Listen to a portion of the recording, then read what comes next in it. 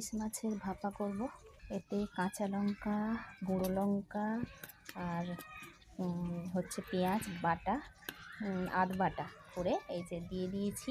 এবার এতে সর্ষে দিব, সর্ষে বাটা, সর্ষে, কাজু বাদাম, পোস্ত একসঙ্গে বাটা।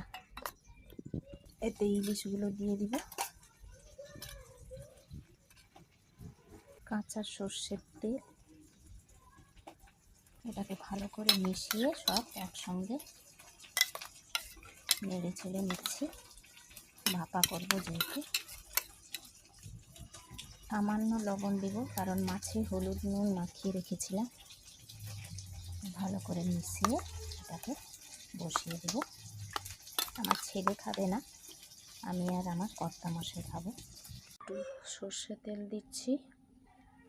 এই তেলটাকে গরম করে, সর্ষের তেল একটু 5 ফোড়ন আর কাঁচা লঙ্কাকে মানে গরম করে নিয়ে ওর মধ্যে মাছের মধ্যে দিয়ে দেবো, দিয়ে ভাপা করতে বসিয়ে দেব। তেলটা গরম হয়ে গেছে, ফোড়নগুলো ফুটিয়ে মাছের মধ্যে ঢেলে দেবো, ইলিশ মাছের মধ্যে। এই যে দিয়ে দিলাম। তো কড়াইতে বেশ পরিমাণে জল দিয়ে দেবো, স্ট্যান্ড বসিয়ে দেবো।